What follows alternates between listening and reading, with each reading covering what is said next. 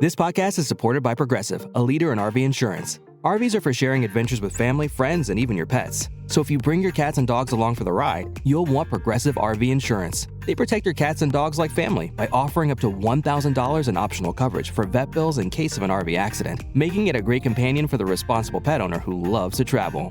See Progressive's other benefits and more when you quote RV insurance at progressive.com today. Progressive Casualty Insurance Company and Affiliates. Pet injury is an additional coverage and subject to policy terms.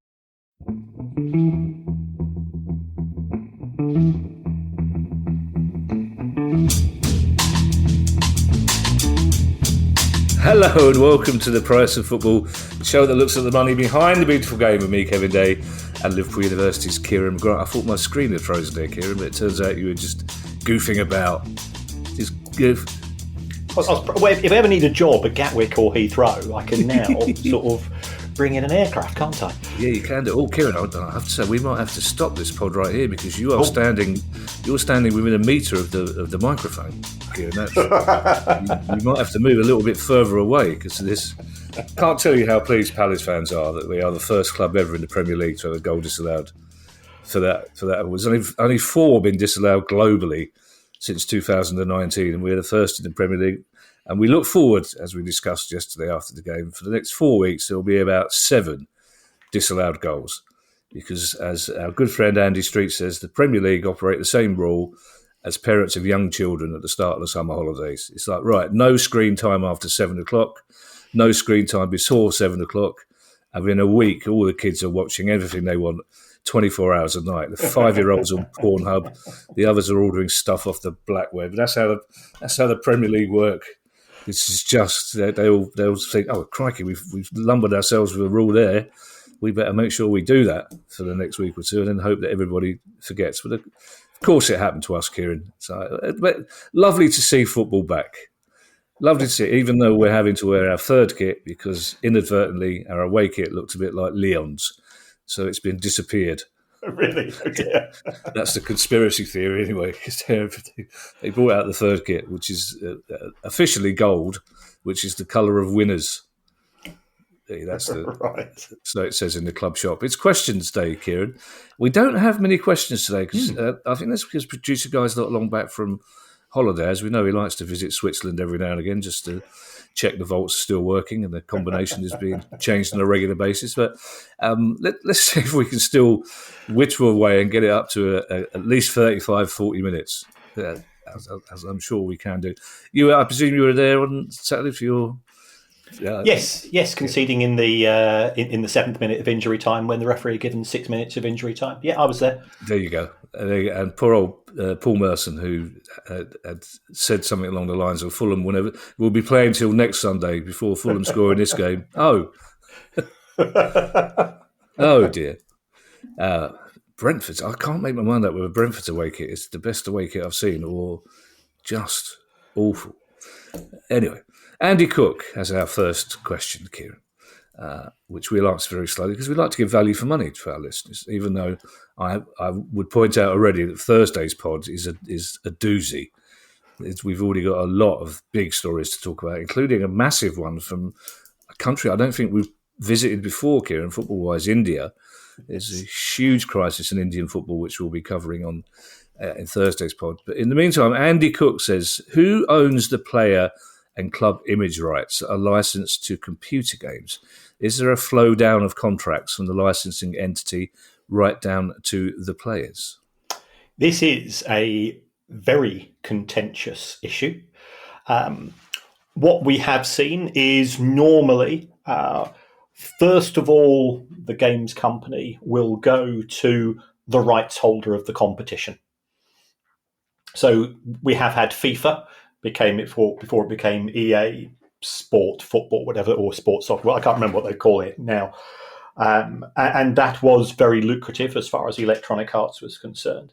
Then they go to the individual leagues, because if you want to show the Premier League trophy, you've got to pay the Premier League for the privilege. Then you have to go to the clubs for the club rights, and then you have to negotiate with the players. Now, normally these things are done on a collective basis, but sometimes there will be a breakaway. So for those clubs, for those computer games companies that don't have the actual rights. And I think you and I are both old enough to remember Sensible Soccer with David Bockham and Steve Bryce and all of these legendary players. That's because they had to use different names because they hadn't managed to negotiate the rights. What tends to be that happens is that Electronic Arts have managed to negotiate those, but they've not done that with FIFA anymore, so they can't use the FIFA name. And then we've also seen one or two clubs break away and say, actually, we're going to sell our rights to a different computer games company. So be that Juventus, be that a significant club. And that does go and put a fly in the otherwise comprehensive ointment. The players do get a little bit of money. That again will be negotiated as part of their contract with the club, who then goes through the computer games company. So there is a sort of a waterfall effect. Certainly, when I've spoken to players, they do take the games incredibly seriously, mainly because they look at their stats. And if they're deemed to be slower or faster or better in defensive thirds or better at crossing or whatever it happens to be than the person that they're competing with, that normally is the case, of course. If you look at the size of squads these days, things can get a little bit angsty. And players take these things incredibly seriously because, as an agent once said to me, if I'm trying to pitch my client to another club, I'm aware that, yes, they'll be looking at the YouTube reels. Yes, they will have done some scouting. But the amount of background work that is undertaken. And remember, we had Miles from Football Manager on the show a few years ago. And he went into incredible detail as to the amount of background work and the number of effective scouts that they have at the games company. And that's for a game which is, that's still quite old school in the sense that you are the manager rather than the players themselves, and they now sell some of their background work that you don't see as a fan when you buy the game to clubs as part of the broader relationship that exists between football clubs and the algorithm industry, for want of a better phrase. So it's a boon industry, and I would say if you take a look at who's been the most successful stakeholders in football since, let's take the last 33 years, just using the start of the Premier League as a benchmark. It's been, yes, the players and agents have done spectacularly well out of it. Club revenues have been really good. Bookmakers have done increasingly well as a result of the switch from effectively analog to digital betting, where you can do bets in play, and then you've got these games companies as well because of the globalization of football. I spoke to the CEO of another, I still can't think of a word other than video game company, but and I won't mention him because it was in a social situation, but basically he said they could name their own price for their data bank if a Premier League club wanted to buy their data, because it's global and it's deep. Yes. So it covers Uruguay's top league, the second league, the third. It's incredible. Last time you mentioned Sensible Soccer, Kieran, I was labouring under the misapprehension you meant the almost totally forgotten 60s version, Kasdan's Sensible Soccer, which was one of those you couldn't, no one else could flick, but you had to sort of turn something. But it was always made me laugh even as a kid because it was Bobby Charlton was clearly their main selling point, and the Bobby Charlton's photograph on the box. I was surprised Bobby Charlton didn't say, "Can we have another one?" Because they used a photograph where his comb over had just slipped at the wrong stage and was heading downwards, basically. Our next question, Kieran, I can't bring myself. I don't know what we've done, Kieran. It comes from Max Kane, and the first sentence says, "I'm building standardised financial models for English football clubs." What have we done, Kieran? I think we've got a lot to answer for. What have we created? Mate, I'm sure Max is. We wanted to be astronauts when we were growing up. And now, look what's happened to the world. I never wanted to be an astronaut. I had no interest whatsoever that we were going to the moon. I'm with Sherlock Holmes. I don't care whether the moon goes around the Earth, the sun, and the sun goes around the. I wanted to be an archaeologist. I wanted to be an astronaut. It was way too dangerous being an astronaut. Once you got up there as well, and if I had been an astronaut, I'd have turned out to be the poor sod that didn't get to stand on the moon. I mean, why did they not let him out? Just let him have 5 minutes, wasn't it? It was. Let him have 5 minutes on the moon. And also, imagine being the second person on the moon. That's a big thing to carry, isn't it? It'd be like being the second host of a financial football pod.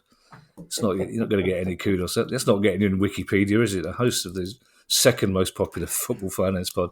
But Max Kane, God love him, I'm sure he used to have a happy, healthy life before we warped him, says, I'm building standardised financial models for English football clubs, and it's striking how inconsistent their annual reports are. This contrasts with my professional experience covering publicly traded companies where GAAP standards ensure comparability. Do you think the Premier League FA should mandate tighter standardised reporting regulations, perhaps requiring disclosure of all metrics used in PSR calculation, or even broader alignment with common accounting practices? Could you just elaborate? I didn't understand most of that, Kieran, to be perfectly honest, but if we could just explain the acronym first, GAAP. Yes, GAAP stands for Generally Accepted Accounting Principles. It's effectively just as if you're a brickie. This is how you mix your cement and water and sand. It's about sort of getting things to have a decent professional standard. So GAAP works. It says, when's a sale a sale? What do you do if you got a lease? How do you deal with amortization? It's sort of giving a bit of guidelines, as we know that clubs don't necessarily follow these rules particularly well. It strikes me, Kieran, as reading the question, but it strikes me as a very sensible question, to which I'm gathering the simple answer would be yes. It would make my life a lot easier. Yeah. But you then have to decide who's right. And if I've got, I always say to people, when I'm teaching a class, I'm introducing them to amortization or something similar. I say, okay, let's say you go out and buy a car for $100,000. How long is it going to last, and how much is it going to be worth when you flog it? And somebody will say 3 years, somebody will say 5 years, somebody will say 10 years, and then they'll give me 10 grand, 20 grand, 30 grand, whatever it's going to be. And I say, okay, who's right and who's wrong? And the conclusion is everybody's right, because there is no right answer a lot of the time. So I think to have consistent accounting is certainly beneficial. I understand where Max is coming from, but football clubs are not publicly traded company. A publicly traded company is a company which sells its shares on a global stock exchange. So yes, that applies to Manchester United. Yes, that applies to Juve. Yes, that applies to Ajax. Yes, that applies to Dortmund and Celtic. But there's only a couple of handfuls of clubs. The rest of them are private companies, and the word private means don't stick your beak in. So there are caveats, there are discretions in terms of how much information clubs can show. My view, but this is coming from a purely selfish point of view, I want to be able to do more analytical work. So, if I was the regulator, one of the things I would say is that the accounts that go to the shareholders, which show everything, if you want your license, then they should be accessible to fans as well, because to me, a football fan is just as important as a shareholder, in that the individual football fan is investing their heart. And I'm sounding romantic there, but you do invest far more than money into a football club when you sign that invisible contract. That first time you go along, you say, right, I'm going to be a Palace fan for the rest of my life, and that's part of your identity. So my view is always that if you're going to have fans that are that invested in the club, like other investors, they should be able to see full information. But there's no legal obligation to do that. I'm certainly aware that the Premier League and the EFL are entitled to ask for further information. So, yes, Max, I understand where you're coming from. I'd like to see it because it would make my life as an analyst easier. I have to, I wouldn't say invent figures, but I have to extrapolate numbers all the time. But there's no legal obligation. And I'll be honest, Max, also, when I look at the building industry, when I look at construction, when I look at the brewing industry, they're just as inconsistent in terms of the way that they show information as football clubs. I think football club or the football industry is one which has far more scrutiny than any other industry of a similar size. I've just been on Five Live talking about Morecambe. It was a good call to be on for once, but I'm talking about a business which has got a turnover of £3 million a year. Well, that's, I'm not being rude, that's peanuts. You look at local greengrocers or a local grocery store or a local branch of Sainsbury's, you'll be amazed how much they're turning over and so on, and you don't get to see the accounts of that local branch. So yes, in an ideal world, I would like that information.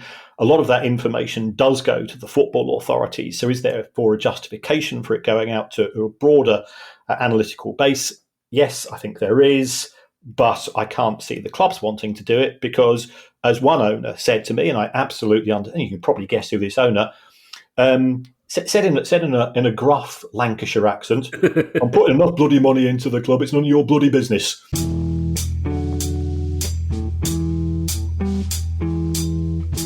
If you've shopped online, chances are you've bought from a business powered by Shopify. You know that purple Shop Pay button you see at checkout? The one that makes buying so incredibly easy? That's Shopify. And there's a reason so many businesses sell with it, because Shopify makes it incredibly easy to start and run your business. Shopify is the commerce platform behind 10% of all e-commerce in the US. Sign up for your $1 per month trial and start selling today at shopify.com/promo. Go to shopify.com/promo. This episode is sponsored by Babbel. Remember those school days when learning a second language felt more like a chore than a joy? All I remember is that Monsieur Thibault est un ingénieur.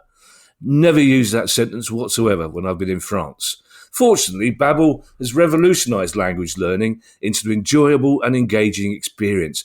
Whether you're planning a trip abroad, looking to connect more deeply with family, want to advance in your career, or simply have some extra time, Babbel offers bite-sized lessons that are practical and useful in real-life situations. I want to learn Italian so I can have a proper argument about football with the waiters in my favourite restaurant.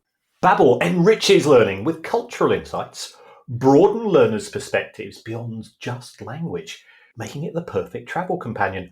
On top of that, Babbel offers affordable and flexible learning options, allows users to practice anytime, anywhere.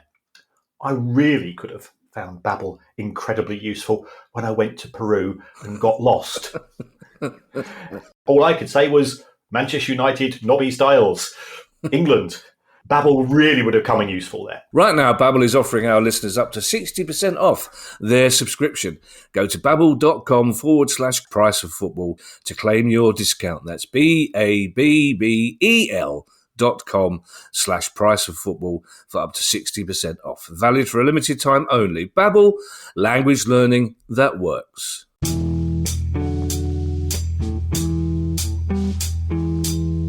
Yeah, fair enough. Hold that thought, Morecambe, in your head. It's a very good Accrington accent, by the way, there. The sentence that leapt out at me from Max's question, though, is this idea that disclosure of all metrics used in PSR calculations. Now, to a non-financial purpose, it seems eminently sensible to me that football fans know the basic criteria on which PSR is judged. So Max is implying that the metric is different from club to club, is it? Or surely there are a basic set of rules. You can lose this amount of money, but so within that, are clubs reporting it differently? No, because if you go to the EFL handbook or the Premier League handbook, what they do is that they've got a form, and the form says start off with your accounting profit, add back your academy costs, add back the amount of money you spent on infrastructure, add back your community scheme, and 95% of clubs don't show that information in the accounts. We then come to a much broader question, and it's something which I'm part of the problem, because I'm conscious that I've helped to expand the interest in football finance, and I'm not bigging myself up here. I don't classify myself as doing as much work as Swiss Ramble. He's been around longer than I have, and so on. But why do we actually want to know how much the academies cost the club? Because actually, we should be discussing the crap refereeing decisions or the good refereeing decisions. We should be discussing only that sitter that we missed in the last minute of the match. And you go to the and I genuinely, it does concern me, because we had a separate conversation before we started the show. When I get on a train going from where I live up to Liverpool, you do bump into people and you go, "You're the guy from the podcast," and I will then get 2 hours of football finance chat. And it's flattering, I'll be honest. But I'm going. Look, this is my job, and this is. It is. I am as boring. I am as boring as I claim to be. No, you're not. And why are you interested? And that sense of propriety that we have. I don't walk up to strangers and say, "How much do you earn?" They don't do the same to me. And yet, when it comes to footballers' wages, or when it comes to how much football clubs are spending on their academy, I think there is a sense that we have a right to know. And I'm not quite sure we've got that balance right. Just go and enjoy the game. Yeah, I was talking to one of my neighbours yesterday, Robbie, 81-year-old Robbie. Doesn't look a day over 71, he says. He's right.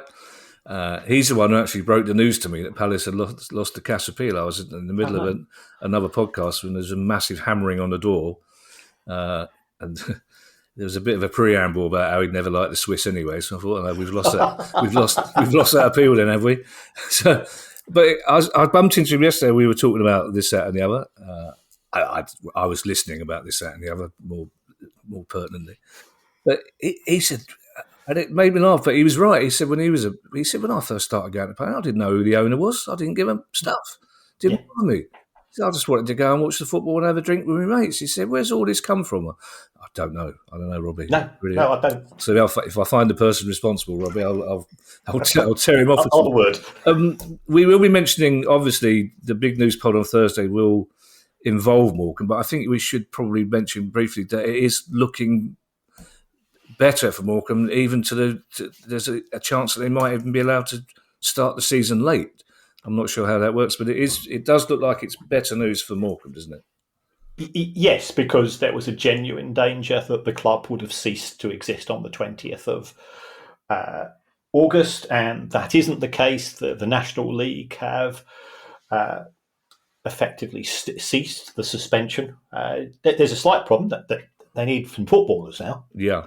And those footballers got to learn tactics. They've got to be match fit and so on. So Derek Adams, who's the manager, you've got to admire the guy. He's stuck there when you can imagine many people just said, "I ain't being paid. I've got no idea. I've got a family. Why am I putting myself through this?"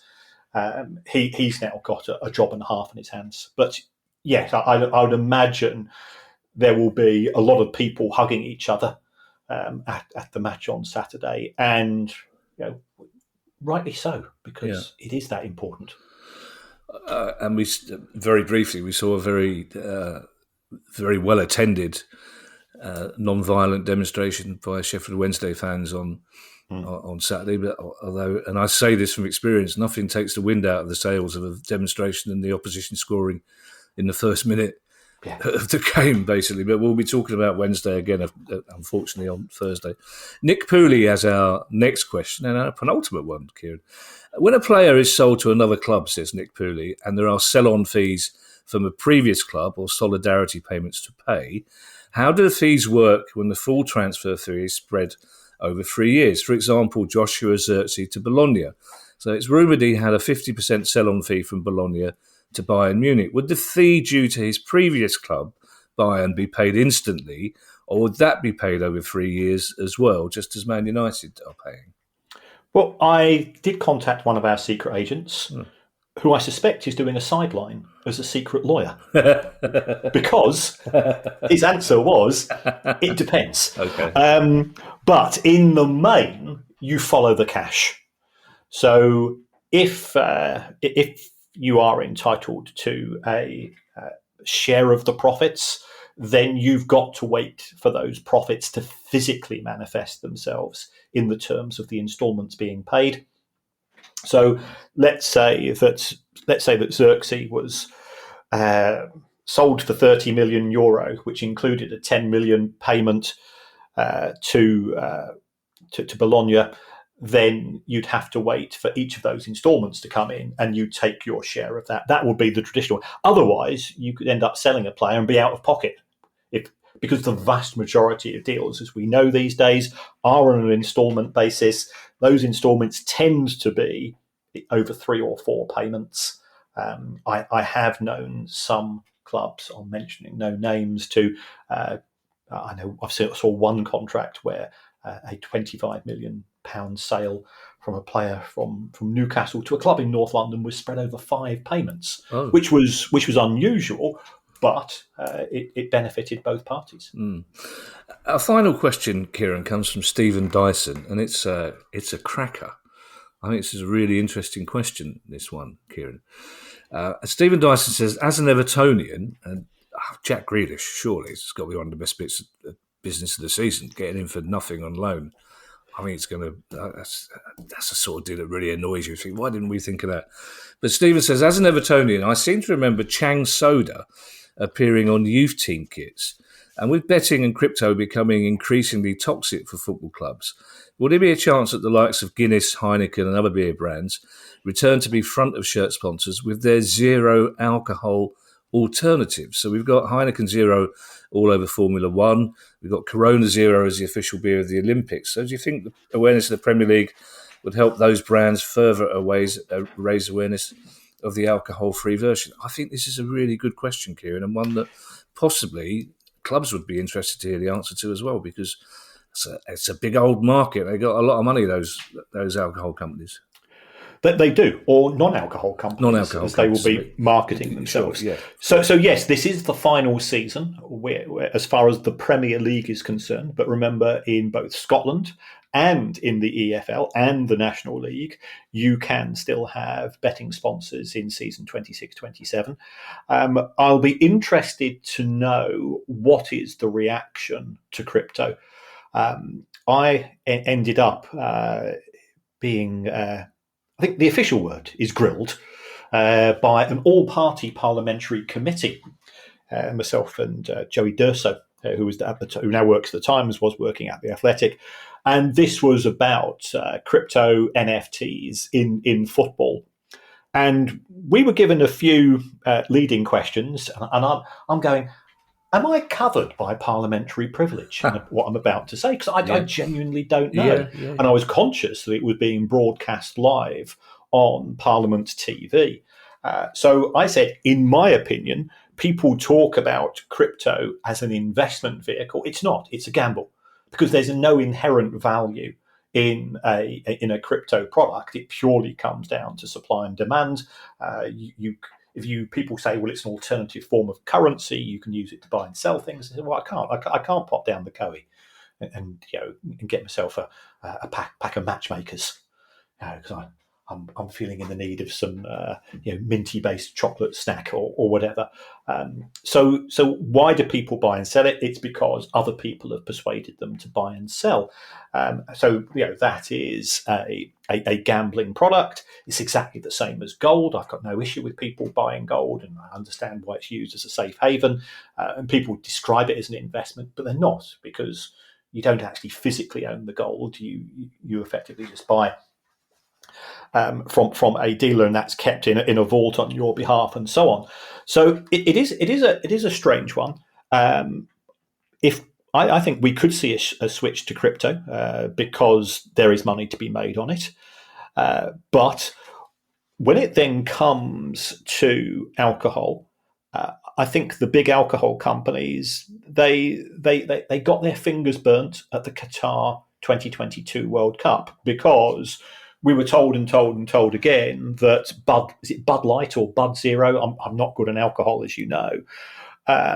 Was going to be the official beer of the FIFA 2022 World Cup, and then at the last minute they said, "By the way, guys, you can't sell any." I think it was something like 0.5%, and I don't know what that means. So I think there is an opportunity for the alcohol companies, if it is a genuine non-alcohol product, and they are conscious that they are dealing with a global market as far as the eyeballs of fans are concerned, for them to move into the front of shirt deals. Will it be as lucrative as gambling? I suspect not, because there is a symbiotic relationship between football and gambling, in the sense that if you take a look at the demographics, majority male, majority of people with disposable income, because if you can afford to go to a football match, the argument is from a lot of people, and I appreciate that there's loads of us that are just about affording to get there, you can have a gamble as well. So therefore they all benefit. You've only got to listen to Sky Sports, to Talk Sport, and so on. And the gambling industry are big sponsors of adverts and those shows as well. So Heineken Zero or similar, yes, you can see the benefit of going down that route. And also, I was reading something. I think now 31% of young people in Ireland, and let's face it, we both are from Irish roots. 31% of young people in Ireland don't drink alcohol, which you wouldn't expect to be from a country which is synonymous with the booze.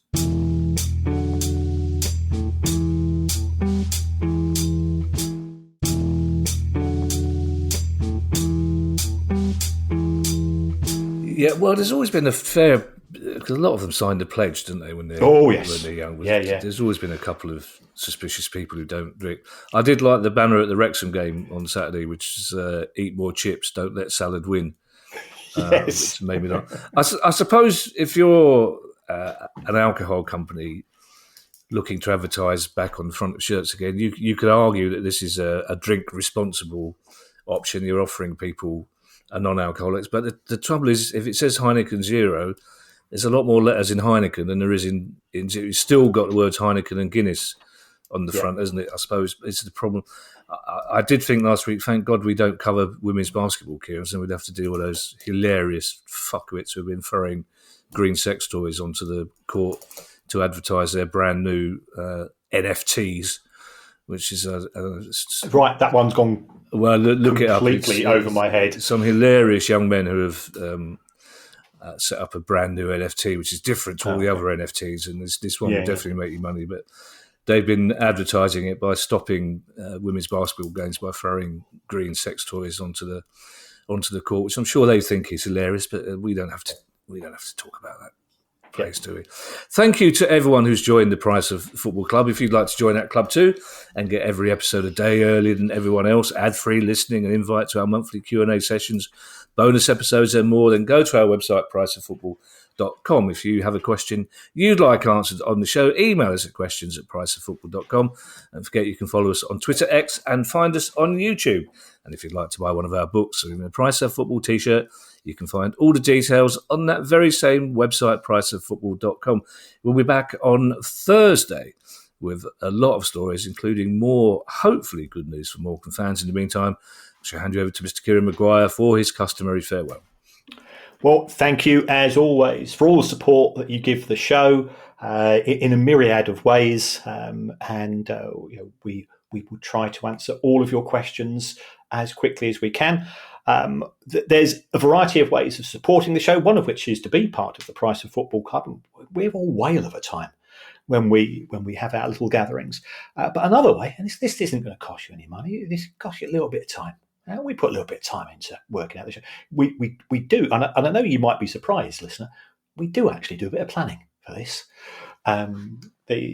The way I deliver it is not necessarily going to prove that to be the case. But you can give us a review. You can write a few words. And to be honest, it doesn't matter what you say. Just the fact that you've given us a review helps us You could even say you would rather have the show presented by my Uncle Terry and President Zelensky of Ukraine, because I think my Uncle Terry's got some quite persuasive skills and he could be a good wingman for the Prez. Do you know what? I reckon those two would get on really well. They would. I reckon they would. I can't. Yes. Uncle Terry would probably go to the White House suited and booted, I would say. But having said that, I think those two would have a lot in common. Really, it was baffling. I mean, obviously, we know whose side we're on, Kieran, but the fact that Zelensky looks so much like Mark Thomas really baffles me every time I see it. I just keep thinking of this alternatives universe where Tomo is running the UK, which for 3 or 4 days would be great fun. Bye, everybody. Bye. The price of football.